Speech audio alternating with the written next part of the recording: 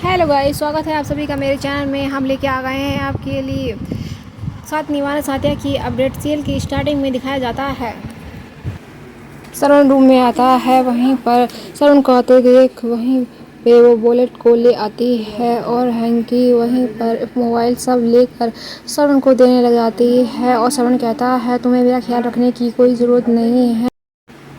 जब मैं कहता था तुम्हारी बहन के बारे में तो तुम कभी सुनती नहीं थी, अब क्यों मैं तुम्हारी सुनूं। वहीं पर श्रवण विद्या से गुस्सा हो जाता है और विद्या की एक बात नहीं मानता है।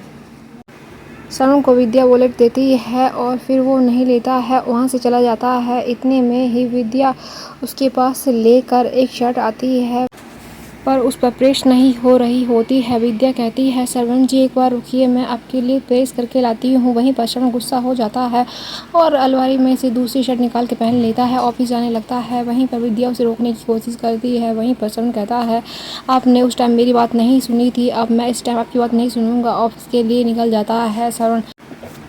विद्या के रोकने के बावजूद भी श्रवण नहीं रुकता है, फिर भी विद्या उसके पीछे आती है सीढ़ियों तक।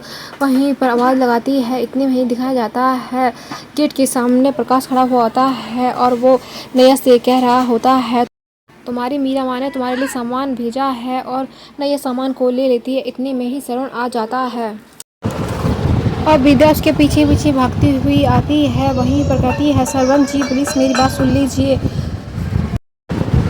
वहीं पर श्रवण कहता है विद्या जी मैंने कितनी बार आपकी बात नहीं सुनी पर आपने मुझे अनदेखा किया। अब तो आपको पता चल गया होगा ना, जो भी मैं बोलता था गलत नहीं बोलता था। वहीं पर विद्या कहती है हाँ मैं समझती हूँ श्रवण जी, आप जो बोलते थे सही बोलते थे, प्लीज़ मेरी बात तो सुन लीजिए। वहीं पर श्रवण होता है थोड़ी ही देर में वहाँ से चला जाता है और विद्या पीछे से पुकारती हुई रह जाती है। वहीं पर विद्या काफ़ी उदास हो जाती है श्रवण की ना बात सुनने पर। इतने में ही नैया और प्रकाश काफ़ी खुश हो जाते हैं।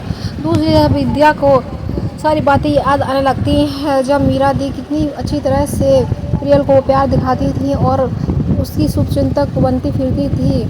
उसको सारी बातें धीरे धीरे करके याद आने लगती हैं और सोचने लगती है विद्या मैं ही पागल थी जो मैं मीरा दीदी की बातों को नहीं समझ पाई। अब मैं उनके सारे षड्यंत्र को समझ चुकी हूँ, अब मैं उनकी बातों में नहीं आने वाली, मैं अपनी बेटी को लेके ही रहूँगी उनसे।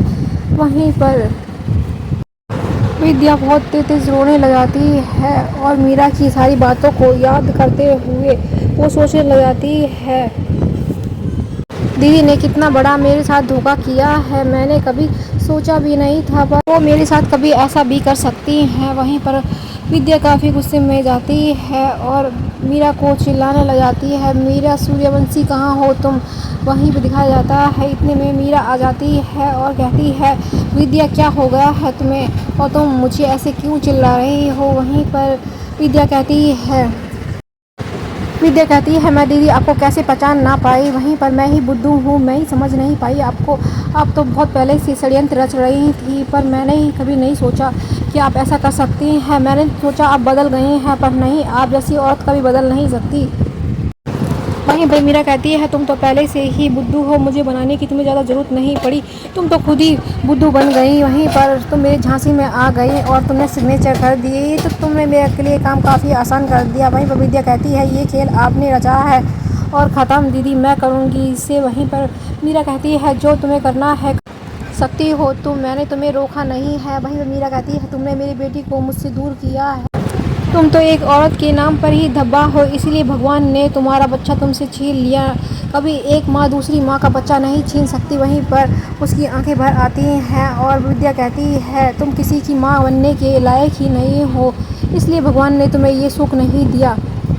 मेरी नन्ही सी प्रियल मेरे बिना अकेली क्या करेगी, तुमने सोचा भी नहीं और मुझसे दूर भिजवा दिया। वहीं पर मीरा कहती है वहीं पर विद्या और मीरा के बीच काफ़ी झगड़ा शुरू हो जाता है। विद्या काफ़ी गुस्से में होती है और कहती है जैसे तुमने मेरी बेटी को छीना है वैसे ही मैं तुमसे अपनी बेटी को दोबारा ले लूँगी। वहीं पर मीरा कहती है मैं भी देखती हूँ कि तुम कैसे ले लोगी। विद्या कहती है इस लड़ाई को तुमने शुरू किया है पर ख़त्म मैं करूँगी, ये एक माँ का वादा है तुमसे। वहीं पर मीरा कहती है तुम अपनी बेटी को ढूंढ के तो दिखाओ, यहाँ पे इतने हॉस्टल हैं तुम्हें पता ही नहीं चलेगा तुम्हारी बेटी कौन से हॉस्टल में है। मीरा कहती है कि मैं अपनी बेटी को ढूंढ के दिखाऊंगी, ये एक माँ का वादा है खुद से और तुमसे। वहीं पे मीरा कहती है ये तो टाइम ही बताएगा कि कौन जीतेगा और कौन हारेगा, सीरियल किसके हिस्से में आएगी तो ऊपर वाला ही जानता है। वहीं पर एपिसोड समाप्त हो जाता है। आगे की अपडेट जानने के लिए चैनल को सब्सक्राइब, वीडियो को लाइक करना ना भूलें। फिर मिलते हैं नए अपडेट नए एपिसोड के साथ।